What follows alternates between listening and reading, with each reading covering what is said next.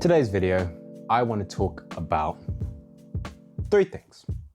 First, Amazon boss Jeff Gattis talking about the fact that gaming is going to move to streaming. We've heard this before, but this time it's a little different. Then, moving on to PlayStation and their outage issue and what this warning could mean. Finally, Marathon. I've been interested in this game for a while, but I want to know what makes it so different to Destiny. Let's begin. First off, Amazon. In a recent article with BBC, Amazon boss Jeff Gattis claimed that essentially the future of gaming will be in streaming.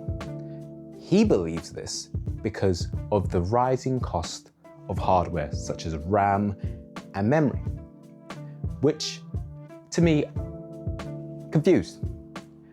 This is because of people like you, because of Amazon focusing on AI so heavily that the prices have essentially shot up.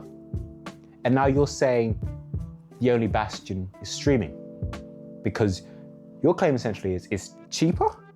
Sure, short term, streaming might work out cheaper, but if we look at it long term, you're sitting on streaming for a few years, your prices are gonna go up. Because let's be real, once you have everyone streaming like you do on Netflix and the like, prices essentially are out of the consumer's control. They cannot go and bargain buy, they can't go here or there. Games are gonna be, much like with Netflix, distributed out to different companies, which is gonna leave gamers with limited options. They're priced out of physical gaming, having their own hardware, leaving streaming, which if I was a conspiracy theory, I think this was their idea all along. The AI boom is just a happy little coincidence, you could say, or this is a cherry on top of it. Hardware more expensive, gaming's a luxury, stream if you want to. And in the middle is a price squeeze that most players will not be able to afford. And it's weird to me, almost psychotic, because these CEOs, they don't game. I strongly believe the majority of them don't even know what a controller looks like. Yet they will stand there and tell us how we should engage with things we enjoy, what and how we should spend our free time gaming with. I think it's ridiculous. It's ridiculous. And to be honest, I think there's no company that encapsulates this idea more than PlayStation. From here, the cyborgs have orchestrated. Recently, over the weekend, PlayStation Network went down and was thankfully resolved. But I think this showed frailty. I think, I'm not going to say an act of God, but it definitely is an ironic event within the past month for them. First they say, no more discs, and then we get to see what happens when you don't own physical media. You don't have the ability to access anything because PlayStation, for all intents and purposes, has just gone down. I don't know how long PlayStation and the company will survive into the future, but I do know nothing lasts forever.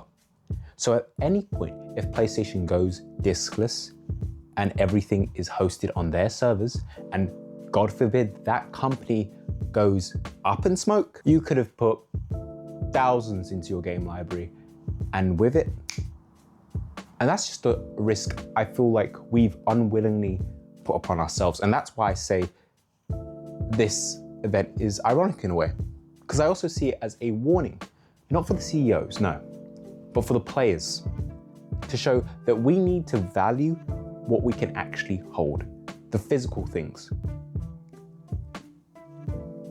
PlayStation doesn't care about that. They just want their money.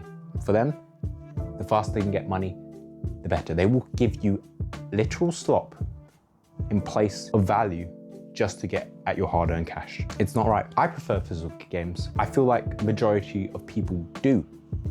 When you really think about it, aside from the few seconds it takes to find and load the game, it's far more convenient. You don't have to download it, so you don't have to wait as if you would if you had like terrible internet. You won't have to wait hours to download your game. You can open a case, put it in, easy. Physical gaming has that advantage. You can have a huge library, no download times. And also, it is a encapsulation of your hobby. book readers have the ability to have libraries, book nooks, and the like. What do gamers have? A long list of options to look at, and then that's it. No way to enshrine our games, no way to do nothing. We get collector's editions, but what does it mean to have a collector's edition like lately? You don't have the physical game, you just have a helmet, a hat that anyone can go buy online and say, yeah, I love the game. But you don't have the game. The game's not yours in really any way, shape, or form. You just have the license. I probably suffer from this the most as a PC player because I do not have any physical games. Would I like to? Yeah, sure, it would be great. But being on Steam, I don't have that option. Yes, I can go to GOG and burn the game onto a disc and sure, have that physical. But it's not the same thing, really.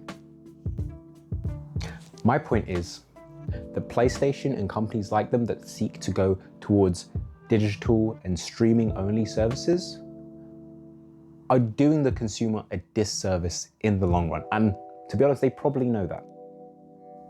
They're making a bet right now on digital only. And I would not be surprised if in 10 years, you see something like the PlayStation app, where it's only streaming. PlayStation no longer makes consoles. That way they won't have to pay hardware costs or anything. They can sell you games, get your money. But then again, who knows? Maybe they make a lot from hardware and it will never be worth it to get rid of it. I can't say. But I definitely think this is the beginning of something that ultimately the consumer will not benefit from. And finally, to something tangential to PlayStation, Sony.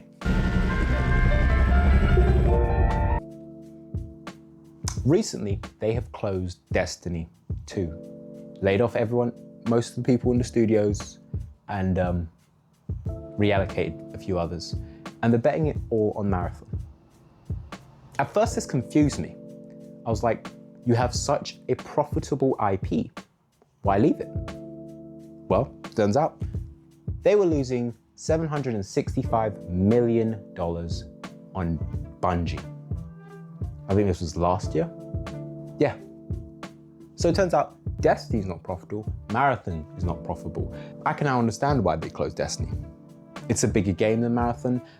With that size also comes more expectation, and with that more expectations comes a almost need to spend more money.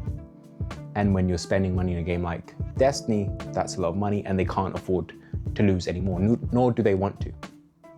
So Marathon comes in, smaller, leaner almost, and they've already put so much effort into it, they might as well see it through.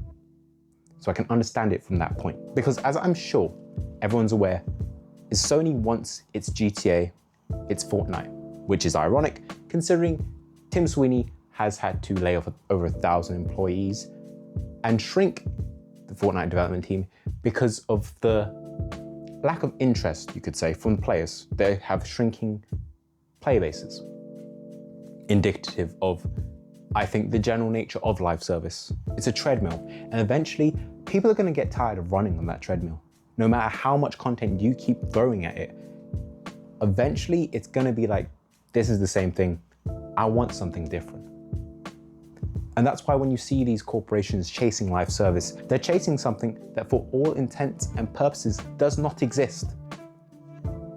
They're not going to make any money there, but they keep going anyway. So I actually feel that Marathon is Sony's last attempt, a last bet, you could say. If it fails, I'm not sure what will happen to Bungie, but I don't think it will be good. And from the looks of it, Marathon will not live up to even Destiny 2. It's a sad state of affairs.